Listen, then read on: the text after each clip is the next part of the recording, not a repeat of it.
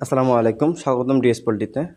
অনেকদিন ধরে আপনার কমেন্টে একটা প্রশ্ন বারবার করছেন, ভাই আপনারা নিজেরা কীভাবে ফিড তৈরি করেন, কী কী উপকরণ লাগে, খরচ কত পড়ে, আর এই ফিডের মান কেমন।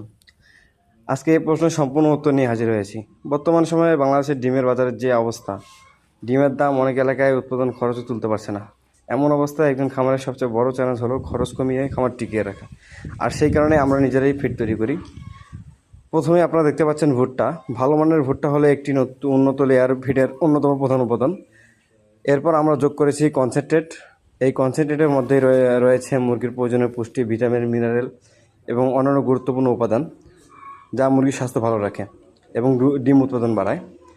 পরের ধাপে সব উপকরণ একসাথে মিশিয়ে নেওয়া হচ্ছে। আপনারা দেখতে পাচ্ছেন আমরা ভালোভাবে পা দিয়ে বারবার মিক্স করছি, যাতে প্রতিটি দানায় ভালোভাবে সব উপাদান ছড়িয়ে যায়। কারণ ফিড যত ভালোভাবে মিশবে, প্রতিটি মুরগি তত সমান পুষ্টি পাবে। এখন আসি খরচের কথায়। বাজারে কোম্পানির তৈরি একটি রেডি ফিটের বস্তা কিনতে বর্তমান প্রায় 2600 থেকে 2650 টাকা লাগে।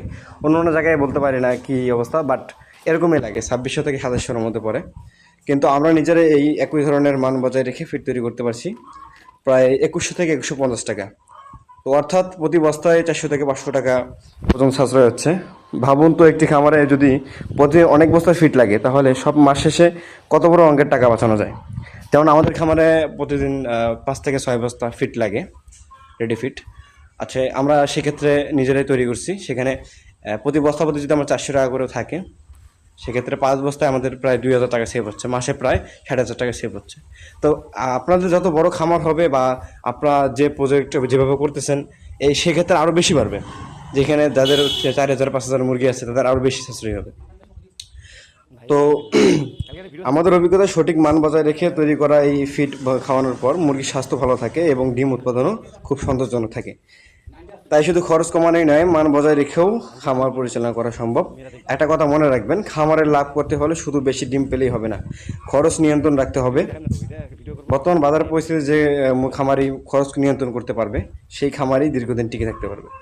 বর্তমানে এমনি যে ডিমের অবস্থা বাংলাদেশে, পলিটিক্সের কারণে, বর্তমান সিন্ডিকেটের কারণে ডিমের অবস্থা খুবই খারাপ। বিশেষ করে আমাদের উত্তরবঙ্গে ডিমের অবস্থা খুব খারাপ। বেশ কিছুদিন থেকে 60 টাকা 7.5 টাকা করে যাচ্ছে।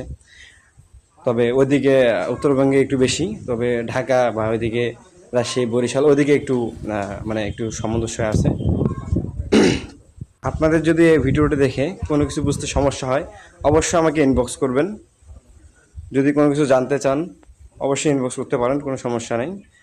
হচ্ছে আমরা বিভিন্ন ধরনের বিভিন্ন বয়সের লেয়ার পুলেট সেল করে থাকি, বিক্রি করে থাকি বিভিন্ন কোম্পানির। আপনারা চাইলে আমাদের কাছ থেকে লেয়ার পুলেট নিতে পারেন। অসংখ্য ধন্যবাদ শেষ পর্যন্ত ভিডিওটি দেখার জন্য। যদি ভিডিওটি ভালো লেগে থাকে, একটি লাইক করবেন। অবশ্যই আমাদের চ্যানেলটি সাবস্ক্রাইব করে আমাদের সাথে থাকবেন। ধন্যবাদ।